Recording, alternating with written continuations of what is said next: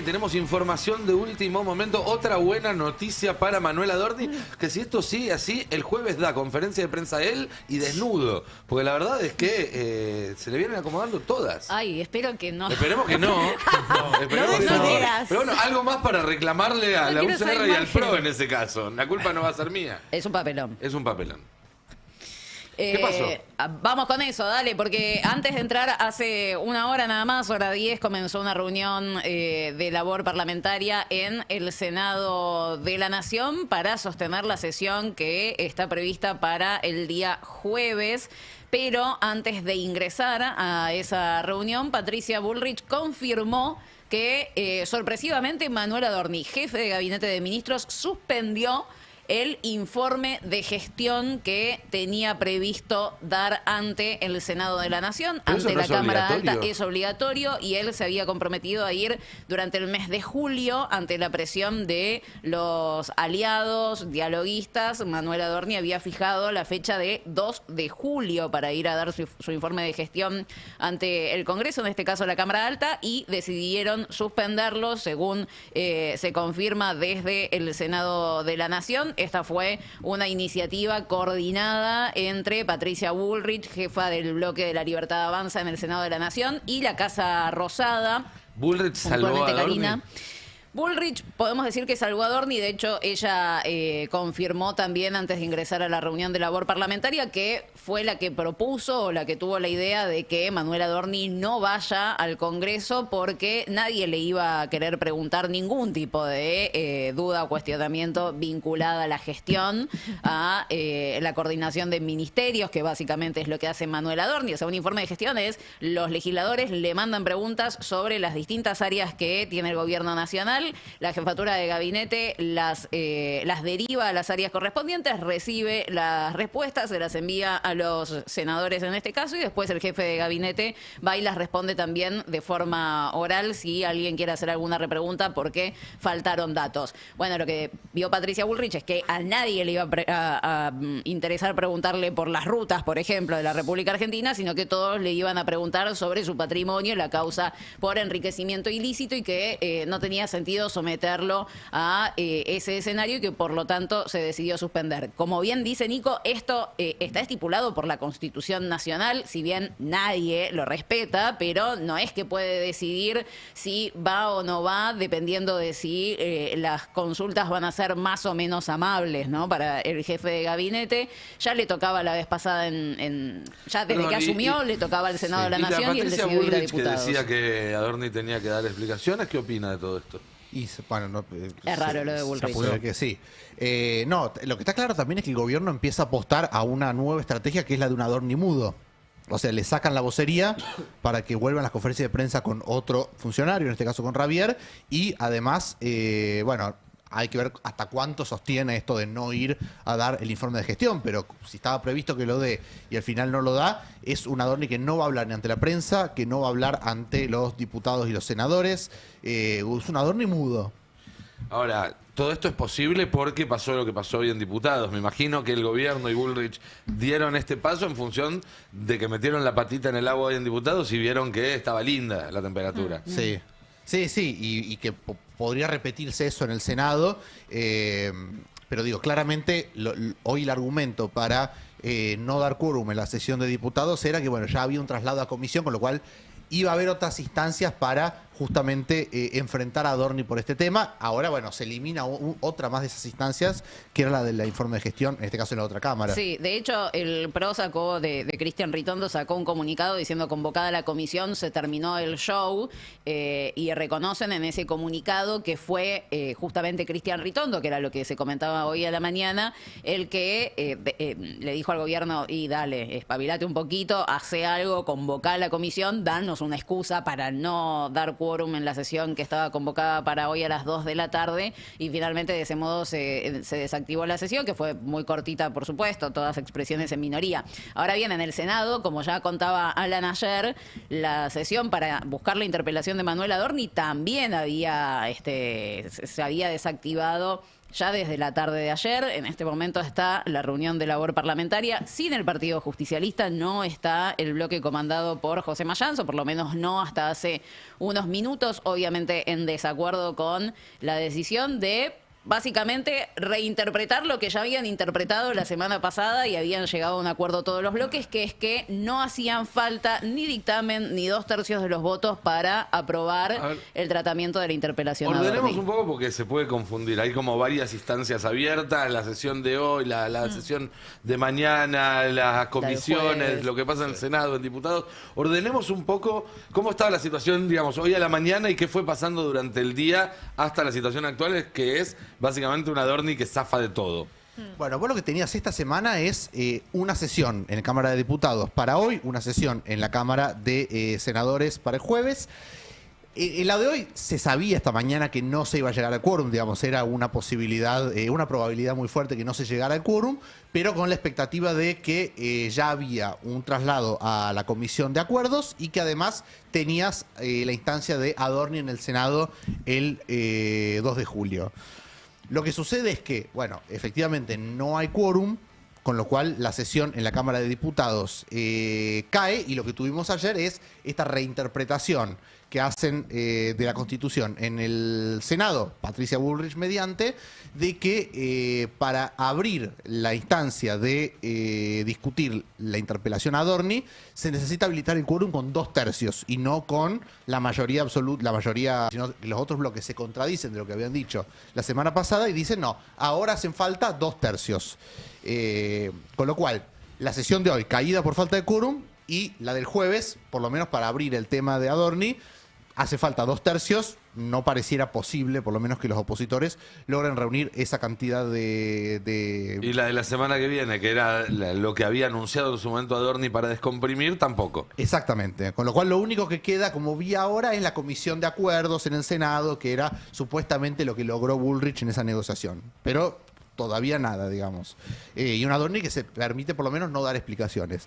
Ese es el escenario, y particularmente la sesión de hoy también con esto de los apoyos, ¿no? Porque no es solamente el tema de que Bullrich sola salvó a Adorni, particularmente en lo que respecta al Senado, sino que además hubo otros actores que también participaron de esto, no solamente el PRO y la UCR, que son quizás los aliados más firmes que tiene el gobierno para este tipo de cosas, sino además, bueno, algunos otros sectores, el gobierno de Tucumán, los 3 representantes del bloque Independencia, que son los que responden a Jaldo, no se sentaron.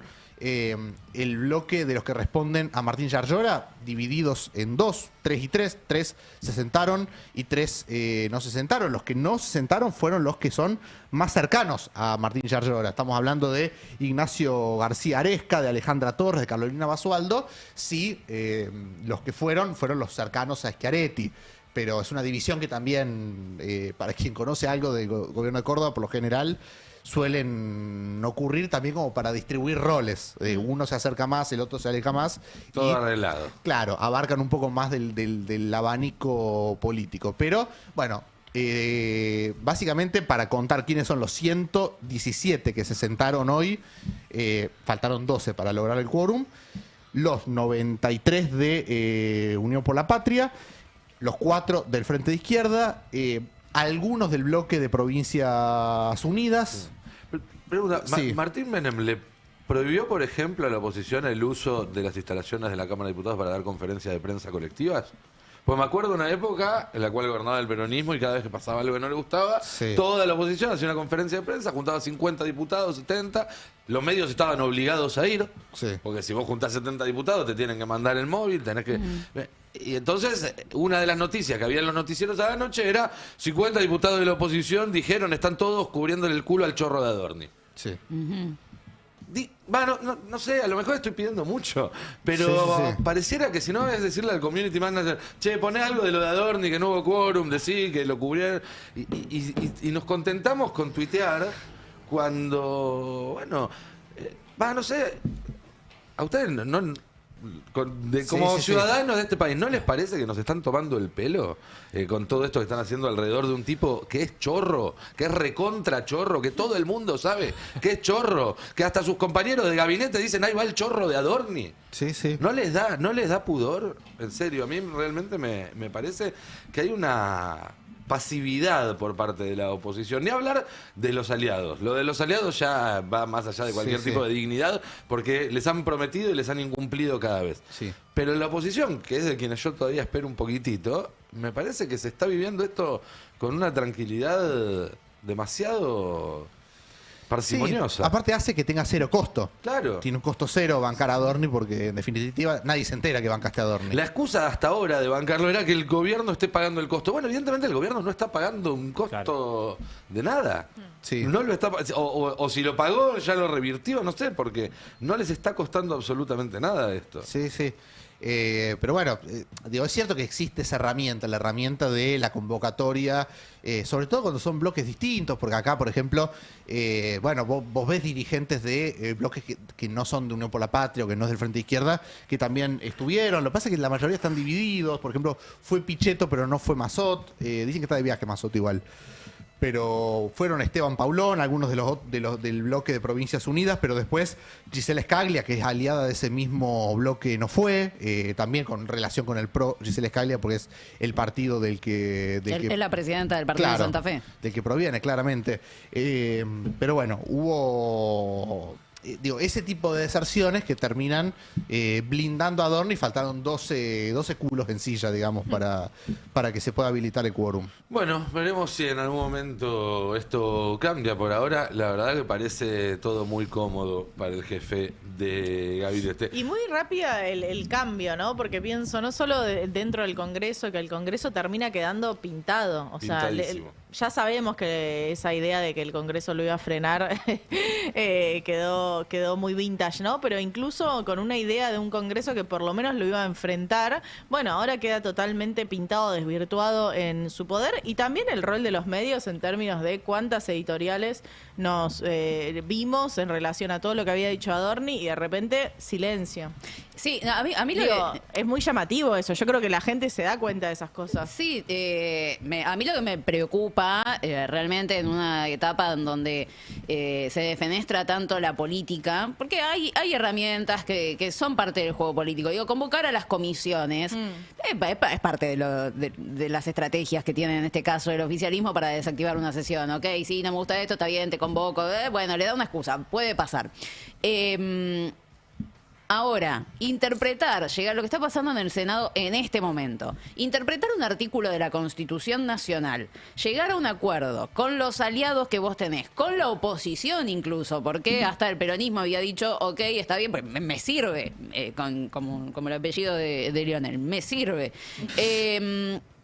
Y después volver para atrás sobre tus pasos, horas después. Ahora lo estamos viendo casi una semana más tarde formalizarse, pero esto ya estaba charlándose el jueves, viernes de la semana pasada.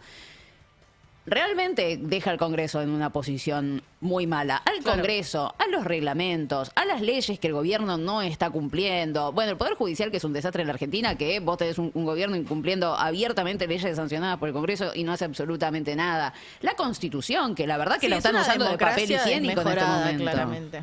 Es una democracia vaciada, absolutamente. Pero entonces, claro, la gente, ¿por qué confiaría la ciudadanía en la política? Si suceden estas cosas, ¿no? Donde nada se toma en serio, ninguna regla se toma en serio, Por eso ningún hay que acuerdo se volver- toma en pero serio. ni siquiera es una cuestión de reglas, porque no es cuestión tampoco de ponerse ultrainstitucionalista, porque la gente, en realidad, insisto, no le importa lo que hizo una comisión, lo que pasó con un dictamen, está muy lejos de eso. Lo que ve la gente es que hay un chorro en la jefatura de gabinete y ninguno de todos los mecanismos previstos para solucionar ese problema funciona. No funciona la justicia, no funciona el Poder Ejecutivo, no lo echa el presidente, no sale todos los días en la tapa del diario. Digo, todas las supuestas instituciones que tenían que servir para eso no funcionan. Son las mismas instituciones que la gente ve que no funcionan para otras cosas.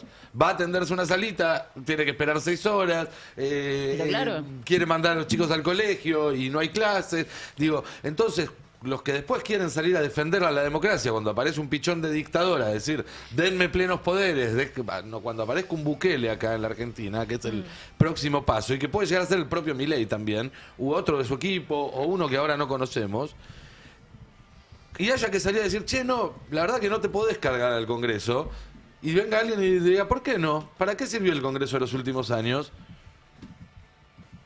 Y ahí se te pone el relojito de arena girando en la frente, ¿no? Porque cuesta defenderlo si el Congreso no hace méritos para que después nosotros querramos ir a defenderlo. Lo mismo pasa con el Poder Judicial y lo mismo pasa también con el Poder Ejecutivo. ¿Cuál es el problema? Que los que están detrás de todo esto, los supermillonarios, los Peter Thiel, los Elon Musk, y disculpen que vuelva una y otra vez sobre lo mismo, ganan en cualquiera de los dos escenarios. Ganan si a los tipos que ellos ponen en el gobierno les va bien, porque hacen las cosas que ellos quieren, cumplen sus órdenes y demás, y ganan si les va mal porque retroalimentan su narrativa de que la política no sirve y entonces después pueden poner uno todavía más extremo en ese lugar. Bueno, para romper eso hay que explicarle a la gente que se puede recuperar la democracia para el pueblo, que se pueden recuperar instituciones para el pueblo. Hay cosas que solo podés prometer y hasta que no llegues al gobierno no podés empezar a cumplir, obviamente. Hay otras que desde lugares como una provincia, un municipio, podés empezar a mostrar ahora con tu gestión. Y hay otras que se pueden hacer desde lugares como el Congreso, que es decir, miren, yo acá no estoy solamente para tuitear y poner cara de espanto en un TikTok, sino para, de forma efectiva, tratar de coordinar políticas que empiecen a restablecer ese vínculo con la sociedad, vínculo que hoy está absolutamente roto, no solamente por lo que sucedió durante 2 años y medio de este gobierno, sino por deudas que se vienen arrastrando desde bastante antes. La mayoría de las cuales, creo yo, pasan por el bolsillo y no por las instituciones, no por los medios, no por las redes ni por ningún otro lugar.